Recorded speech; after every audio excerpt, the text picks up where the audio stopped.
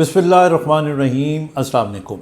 देखिए, सर पे चोट कभी भी लग सकती है, बच्चों से लेके बड़ों में, और ये बहुत छोटी सी भी चोट हो सकती है और बहुत बड़ी भी चोट हो सकती है, लोगों के सर फट जाते हैं। तो मैं चंद एक बातें बड़ी ज़रूरी जो है आपको सर की चोट के हवाले से बताना चाहता हूँ। नंबर 1, छोटे बच्चों पे आ जाते हैं। छोटे बच्चे भागते हुए गिर जाते हैं, या कभी पलंग से गिर गए, किसी ऊंची जगह पे खड़े हुए और वहाँ से धक्का दे दिया, किसी ने नीचे गिर गए। अगर सर पे चोट लगे, भले खून भी निकल जाए, अगर सर पे चोट लगे और आपको लगे कि ये जो पेशेंट है वक्ती तौर पे बेहोश हो गया है, या आपको लगे कि अगर थोड़ी बड़ी उम्र का है कि चोट लगने के बाद ये उठा है और ये भूल गया है कि क्या हुआ था, यानी या यादाश्त उस पीरियड की ख़त्म हो गई हो, या यानी वो भूल गया हो उसको। अच्छा, और या फिर अगर उसको वॉमिटिंग आ जाती है, अगर उसको उल्टियाँ आ जाती हैं, तो ये शो करता है कि something inside the skull has happened, यानी ब्रेन किसी न किसी तरीके से इफ़ेक्ट ज़रूर हुआ है। तो इसलिए वो चोट जिसके अंदर ये 3 चीज़ें हों, उसको संजीदा लें, उसको अंडर ऑब्जर्वेशन रखना चाहिए। एक दफ़ा हॉस्पिटल में डॉक्टर को ज़रूर दिखाना चाहिए जाके, एंड आई एम श्योर ये सारी चीज़ें देख के डॉक्टर भी आपका कम से कम एक आध टेस्ट ज़रूर करवा देगा। इसके अलावा अगर आपको सर पे चोट लगती है, भले कितनी भी आपको लग रहा है ये खून बह गया और ये हो गया, लेकिन ये सारी चीज़ें नहीं मिल रही, तो इसका मतलब ये नहीं कि चोट सीरियस नहीं है।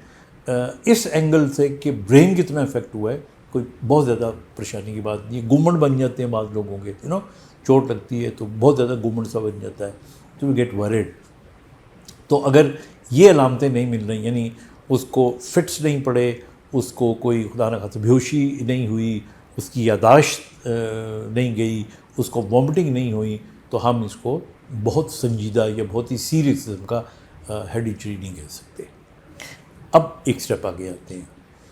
एक्सीडेंट हुआ या अगेन गिर गए, चोट लग गई।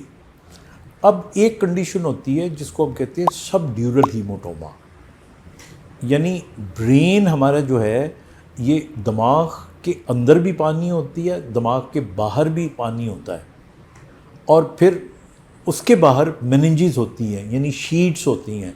ये प्रोटेक्शन अल्लाह ताला ने रखी हुई है, और उनके अंदर खून की नालियाँ भी होती हैं, उनके साथ होती हैं।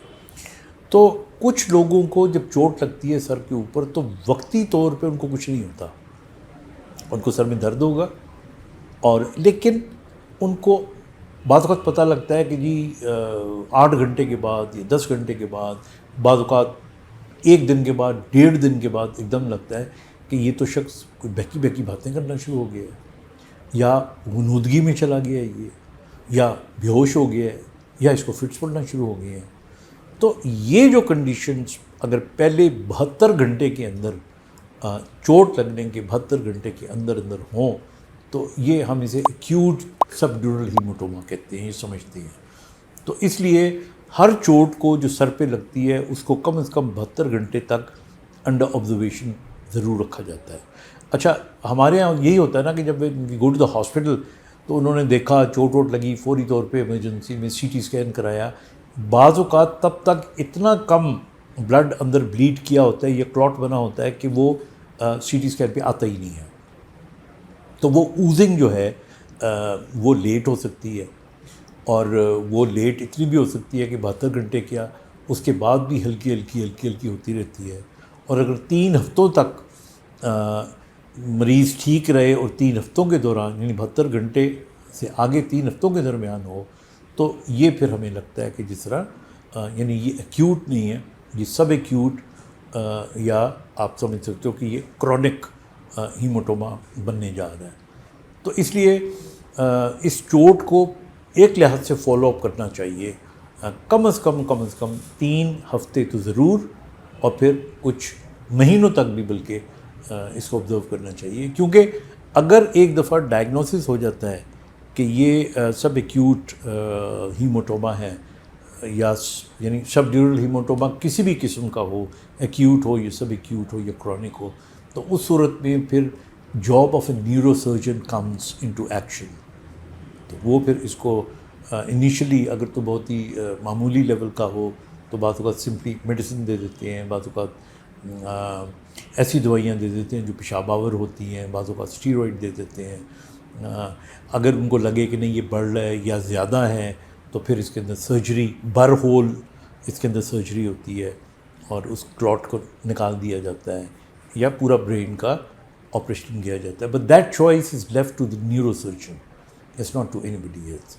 ہمارے پاس ری ایبلیٹیشن میں جو پیشنٹس آتے ہیں وہ نارملی ایک تو وہ طبقہ ہوتا ہے جو آپریٹ کروا چکے ہوتے ہیں، اور کروانے کے بعد یوزلی 90% سے زیادہ patient they are back to their normal life, but they can always be left, ان کو کوئی نہ کوئی بعض اوقات تھوڑا سا ایشو رہ جاتا ہے، بعضوں کو یاداشت کا ایشو رہ جاتا ہے یا کوئی کمزوری وغیرہ رہ جاتی ہے تو اس کو دیکھنا ہوتا ہے، اور یا پھر جو ایکیوٹ والے ریکور کر جاتے ہیں، یوزلی میں نے دیکھا ہے کہ ان پیشنٹس کے اندر پھر ریکوری بہتر ہو جاتی ہے، but it all depends on the level of the damage that is occurred to the brain.